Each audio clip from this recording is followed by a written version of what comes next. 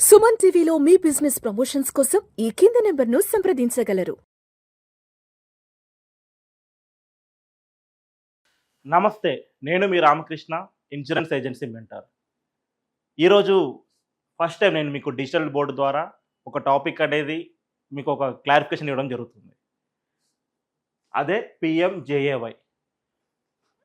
ఇప్పుడు మనం above middle class వాళ్ళకి, రిచ్ పీపుల్‌కి మనకంటే ఒక హెల్త్ ఇన్సూరెన్స్ అనేది ఉందండి. కానీ పేద ప్రజలకి, మధ్యస్థాయి కుటుంబాలకి హెల్త్ ఇన్సూరెన్స్ కొనే సామర్థ్యం లేని వాళ్ళకి గవర్నమెంట్ వీళ్ళకి ఒక ఇన్సూరెన్స్ అనేది ఇవ్వడం జరుగుతుంది. Government free insurance. దీన్నే పీఎంజేఏవై, ప్రధాన్ మంత్రి జన ఆరోగ్య యోజన. ఈ పథకం ద్వారా కింది స్థాయి ఉన్న వాళ్ళు, మిడిల్ క్లాస్ కంటే కింద కుటుంబాల వాళ్ళకి అప్ టు 5 లక్షల రూపీస్, అంటే 5 లక్షల రూపాయల వరకు ప్రైవేట్ హాస్పిటల్స్లో ఫ్రీ ట్రీట్మెంట్ అనేది ఇవ్వడం జరుగుతుంది. దానికి కావాల్సిన డాక్యుమెంట్స్ ఏంటిది?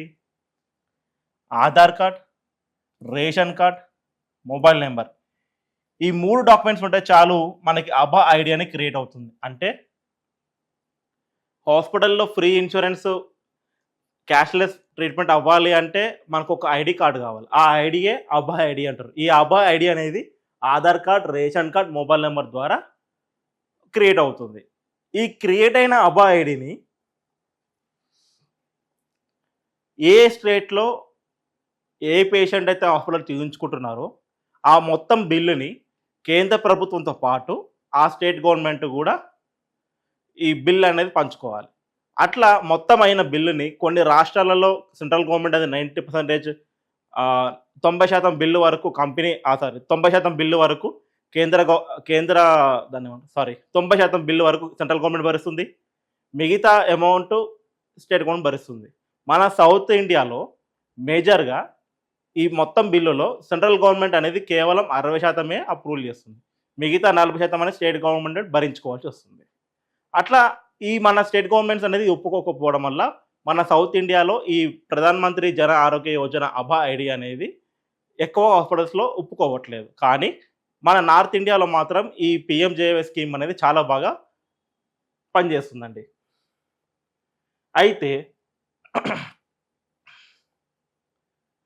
ఇంత మంచి స్కీమ్ని కొన్ని రాష్ట్రాలు ఎలా దుర్వినియోగం చేశాయి, ఎందుకు స్కామ్స్లో ఇన్వాల్వ్ అయ్యాయి, ఈ స్కామ్ ఇన్వాల్వ్ అవడం వల్ల, ఈ గవర్నమెంట్ దగ్గర డబ్బులు అయిపోవడం వల్ల ఈ ప్రైవేట్ హాస్పిటల్ ఇప్పటి నుంచి ఈ పీఎంజేఏవై కార్డు అనేది ఒప్పుకోవడం లేదు. అంటే ఫండ్స్ లేక అప్పుడు గవర్నమెంట్ ఇవ్వకపోవడం వల్ల ట్రీట్మెంట్ అనేది డిలే అవ్వడము, ఇప్పుడు అది ఒప్పుకోకపోవటము, దీనివల్ల మళ్ళీ మధ్యతరగతి కుటుంబం కానివ్వండి, చిన్న స్థాయి కుటుంబం కానీ మళ్ళీ గవర్నమెంట్ హాస్పిటల్కి వెళ్ళడం జరుగుతుంది.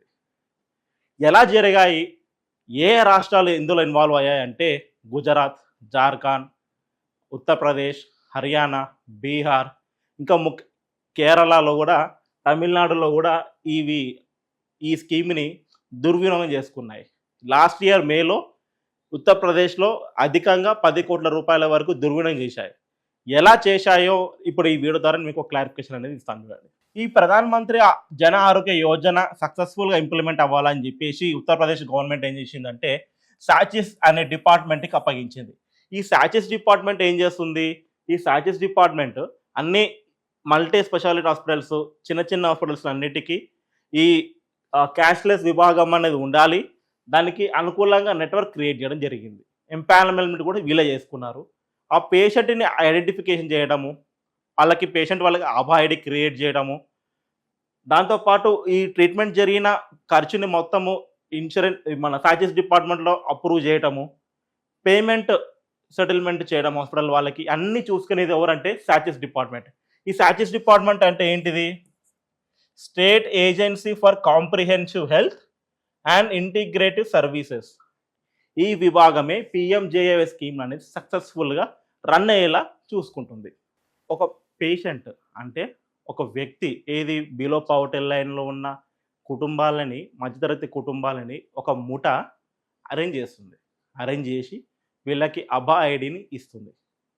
ఒకటే మొబైల్ నెంబర్ మీద ఎన్నో కుటుంబాలకి అభా ఐడిని ఇచ్చారు. ఈ అభా ఐడి తోటి, ఏబిహెచ్ ఐడి తోటి ఒకటే పేషెంట్కి ఒక ట్రీట్మెంట్ ఇచ్చేసి వేరే హాస్పిటల్‌లో సేమ్ ట్రీట్మెంట్ మళ్ళీ ఇవ్వటము.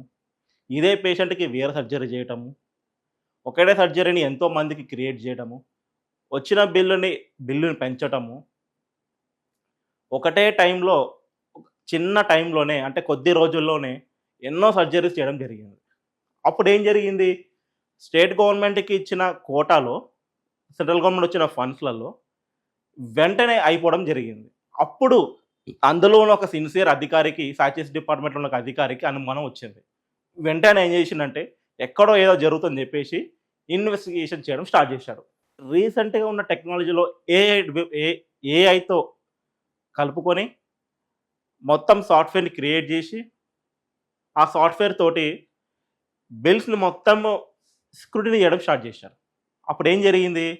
ఒకటే ఐడీ మీద ఒకటే ఐడీ మీద ఎన్నో ట్రీట్మెంట్‌లు చేయడము. ఒకటే హాస్పిటల్‌లో ఎన్నో సర్జరీలు జరగటము. ఇంతకు ముందు లేని సర్జరీస్‌ని ఇప్పుడు క్రియేట్ చేయడము. అసలు ఆ మెషినరీ లేని హాస్పిటల్స్‌లో కూడా సర్జరీస్‌ని చేయడము. ఇలా ఎన్నో అనుమానాలు వచ్చాయి. ఆ అనుమానాలతోటి వీళ్ళేం చేశారంటే, ఎవరైతే ట్రీట్మెంట్ చేసుకున్నారో వాళ్ళ మొబైల్ నంబర్‌కి ఫోన్ చేస్తే ఒకటే ఫోన్ ఎత్తట్లేరు. వాళ్ళేం చేశారంటే ఫీల్డ్‌కెళ్ళిపోయారు. అధికారులు ఏం చేశారంటే, ఆ పేషెంట్ ఒక ఆధార్ కార్డ్ అడ్రెస్‌కి వెళ్ళి, మీరు ఏమన్నా ఈ మధ్య సర్జరీ చేసుకున్నారా? ఏం సర్జరీ చేసుకున్నారు? ఎన్ని సార్లు అడ్మిట్ అయ్యారు? అప్పుడు వాళ్ళకి ఎన్నో డౌట్స్ వచ్చాయి. వాళ్ళేం చెప్పారు? కొంతమంది అడ్మిట్ అవ్వలేదని చెప్పారు. ఇంకొంతమంది ఏం చేశారు? నాకు ఒకటే సర్జరీ జరిగిందని చెప్పారు. ఇంకోటైతే ఆశ్చర్యం ఏంటిదంటే, అసలు పేషెంట్‌లే లేరు. అంటే వాళ్ళు చనిపోయిన పేషెంట్స్‌కి కూడా వీళ్ళు ట్రీట్మెంట్ చేయడం స్టార్ట్ చేశారు. ఆ స్టార్ట్ చేసినంక ఇందులో ఎవరెవరు ఇన్వాల్వ్ అయ్యారు అని చూస్తే అక్కడ ఏం జరిగిందంటే, ఒక ముఠా వాళ్ళేం చేశారు? హాస్పిటల్‌లో ఉన్న మేనేజ్‌మెంట్, డాక్టర్స్, నర్సులు, స్టాఫ్ అంతా కలిసి ఈ సాచెస్ గవర్నమెంట్ డిపార్ట్మెంట్‌లో ఎవరైతే క్లెయిమ్ అప్రూవ్ చేస్తారో వాళ్ళ మొబైల్ నంబర్‌ని హ్యాక్ చేశారు. అది కూడా క్లెయిమ్స్ అనేది ఓన్లీ రాత్రి పూటనే అప్రూవల్ అవ్వడం జరుగుతుంది. ఈ రాత్రి పూట అప్రూవల్ చేయడమే మన సిన్సియర్ అధికారికి డౌట్ వచ్చింది. అప్పుడు వాళ్ళ మొబైల్ నంబర్ చూసి ఏం తెలిసిందంటే హ్యాక్ అవ్వడం జరిగింది అని తెలిసింది. అప్పుడు ఈ స్కామ్ అంతా బయటికి రావడం జరిగిందండి. మొత్తం ఇలా వచ్చాయంటే 6,230 ఫ్రాడ్ క్లెయిమ్స్ అనేది కేవలం మే నెల 20 రోజుల వ్యవధిలోనే ఈ 6,300 ఫ్రాడ్ క్లెయిమ్స్ 40 హాస్పిటల్స్‌లోనే జరిగింది. మొత్తం అమౌంట్ 10 కోట్లు. ఈ గ్యాప్‌లోనే ఇన్ని హాస్పిటల్స్ ఇంత అమౌంట్ చేశాయంటే మొత్తం ఆ ఫైనాన్షియల్ ఇయర్‌లో ఎన్ని రాష్ట్రాలు, ఎన్ని హాస్పిటల్స్‌లో ఎంత అమౌంట్ అని చూస్తే సుమారు 2,000 నుంచి 3,000 కోట్ల వరకు ఈ స్కామ్‌లో ఇన్వాల్వ్ అవ్వడం జరిగింది. అంటే ఈ పథకాన్ని ఎంతైతే ఈ సెంట్రల్ గవర్నమెంట్ పథకాన్ని ఎలా మిస్‌యూజ్ చేశాయి, ఇప్పుడు ఆ పథకాన్ని అమలు చేసే స్తోమత కూడా ఇప్పుడు దీనికి కావాల్సిన డబ్బు కూడా ఇప్పుడు గవర్నమెంట్ అనేది నిలిపేసింది. ఎందుకు? ఫ్రాడ్స్ ఎక్కువ అవుతున్నాయి కాబట్టి కొద్ది కాలం బ్రేక్ ఇవ్వడం జరిగిందండి. సో చూశారు కదా, ఈ పీఎంజేఏవై స్కామ్‌ని హాస్పిటల్స్‌లో మిస్‌యూజ్ చేయడం వల్ల పేద ప్రజలకి ఇప్పుడు వైద్య సహాయం అందడం అనేది కష్టమైపోయింది.